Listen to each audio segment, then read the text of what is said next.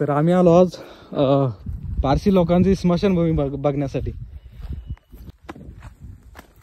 अरे बापरे, इथं तर घाण गेली लोकांनी. आले का? नमस्कार मंडळी, मी वैभव सरडे पाटील. आज काही प्लॅन वगैरे काहीच नाही आणि आज ब्लॉग सुरुवात करत आहे डायरेक्ट रूमवरूनच. कसं असतं, जेव्हा पण ब्लॉग सुरुवात करतो तेव्हा माइंडमध्ये काहीच आयडिया नसते, पण जेव्हा पण मी ब्लॉग शूट करायला बाहेर जातो, इंस्टाग्रामचा असो, इंस्टाग्रामचा मेनली, तर जेव्हा मी शूट करायला जातो काही नसतं माइंडमध्ये, शूट करतो. हे नॉर्मल ब्लॉग जे पण आम्ही प्लेस दाखवतो त्याबद्दल बोलतोय मी. शूट करतो, घरी आल्यावर स्क्रिप्ट रेडी करायला लागते. हे उलट असतं, जेव्हा प्रमोशन असतं तेव्हा स्क्रिप्ट अगोदर रेडी करायला लागते, नंतर प्रमोशन करायला लागतं. अशा पद्धतीनं सगळा कार्यक्रम असतो. आता हे सोपं वाटतं बघायला. 1 मिनिटाची रील बनवण्यासाठी जवळपास आम्हाला एक तर शूटला तर पूर्ण दिवस जातो आणि स्क्रिप्टिंगसाठी, एडिटिंगसाठी पण खूप सारा टाइम जातो, 3-4 तास. त्यामुळे आउटपुट चांगला मिळतो. आता खूप सारे लोक असे जे आता मी बोलत आहे अशा पद्धतीने काही इंस्टाग्रामच्या साठी रील बनवतात आणि त्यांना मिलियन्स ऑफ व्ह्यूज जातात. थोडं वाईट वाटतं, कारण ब्लॉगरला खूप मेहनत असते आणि जे पण कॅप्शन, जे पण असे एका ठिकाणी उभा राहून असे बोलून एखादा डायलॉग, पंचायत सारखा कोणताही डायलॉग मारून जर फेमस होत असले तर थोडंफार असं वाटतं की आपण खूप मेहनत करतो. पण जी ब्लॉगरला इज्जत मिळते, जे पण ठिकाण दाखवते, जे पण मला म्हणजे व्हॅल्यू मिळते लोकांकडून, त्यांना ती भेटत नसेल कदाचित, किंवा काही दुसरं असू शकतं. पण मला जे जास्त एजवाली माणसं असते त्यांच्याकडून जी रिस्पेक्ट मिळते का, ते खूप भारी वाटतं आणि ती व्हॅल्यू असते लॉंग टर्म साठी, ती फायदेशीर असते. तर आज जास्त व्ह्यूज नसले तरी पण ती व्हॅल्यू समोर मेंटेन राहणार आहे. तर असं वादळ येतं, एखादा फेमस होतो रातोरात आणि दुसऱ्या दिवशी गायब होतो, असं व्हायला नाही पाहिजे. एकदम असं मेंटेन मध्ये व्हायला पाहिजे. ठीक आहे, आज काहीतरी प्लॅन करू आपण कुठेतरी जाण्याचा. आता रूमवरती आहे मी आणि हे बघू शकता, क्लीन वगैरे आहे, म्हणजे क्लीनच ठेवत असतो मी. हे ट्रायपॉड आहे आणि आज आपण कुठेतरी बाहेर जाण्याचा प्लॅन करू. तर चला मग. आता अचानक प्लॅन झाला आमचा. जे पारशी लोकांची स्मशानभूमी असते, स्मशानभूमीच म्हणता वाटतं की त्याला, ती विहीर असते, काहीतरी नाव असते त्याला, मला माहीत झाल्यावर तुम्हाला सांगतो मी. ती बघण्याचा प्लॅन झाला, तो आता तिकडेच जात आहे. याच्या अगोदर मी बँकेमध्ये गेलो, SBI मध्ये, आणि इतकं प्रॉब्लेम देते खरंच. जे लोक सांगतात की काम होत नाही SBI मध्ये लवकर, तर ते खरं आहे. कारण आता गेलो मी अकाउंट ओपन करण्यासाठी आणि काल पण गेलो होतो, कालच झालं नाही, आजच झालं नाही. आता परत एक चक्कर करण्यासाठी बोलवलं मला, जवळपास एक अर्धा तासाने. तर चला म्हणलं, ती विहीर आहे ती मी पाहतो, तुम्हाला दाखवतो आणि इंस्टाग्रामसाठी ब्लॉग पण आहे. तर चला मग.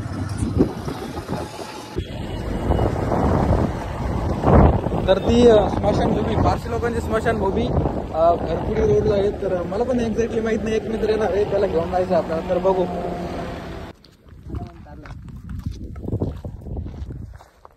तर आम्ही आलो आज पारसी लोकांची स्मशानभूमी बघण्यासाठी. तर हिंदूमध्ये जाळतात, मुसलमानमध्ये, मुस्लिम लोकांमध्ये जमिनीखाली पुरतात आणि जे पारसी लोक होते त्यांचे डेड बॉडी डायरेक्ट ओपनली ठेवत होते. त्याचं कारण असं होतं की त्यांचं असं म्हणणं आहे की मेल्यानंतर पण याचा फायदा झाला पाहिजे.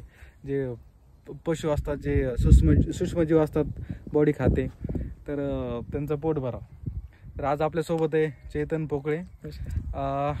हे भेटले होते आम्हाला शंभू महादेवच्या ब्लॉगमध्ये, जर पाहिलं असेल तुम्ही, नांगरता शंभू महादेव, आम्ही तिकडे गेलो होतो, तिकडे भेटले होते आणि तेव्हापासून चांगलेच मित्र झालेले. तर हे यांना माहिती होतं हे प्लेस, तर हे आम्हाला म्हणजे आपल्याला दाखवण्यासाठी आले. तर अशी विहीर आहे, एक विहीर टाईपच आहे, आतमधून पण तुम्हाला दाखवतो. चला.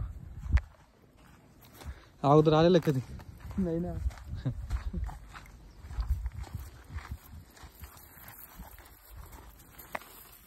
आणि शहरापासून खूप लांब आहे, खूप म्हणजे किती किलोमीटर असेल? 5-7 नाही, 2-4 किलोमीटर. तर आतमध्ये काही अशी आहे. मुलं खेळतात त्याच्यामध्ये, खेळतात मुलं याच्यामध्ये. तर जाऊ ना. तर पहिल्या काळामध्ये डायरेक्टली ओपनली ठेवत होते बॉडी आणि मग ती बॉडी खराब होत होती.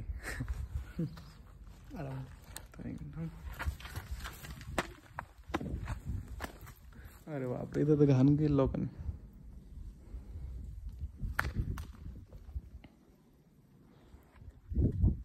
तर एक स्ट्रक्चर पण बनवलेलं आहे.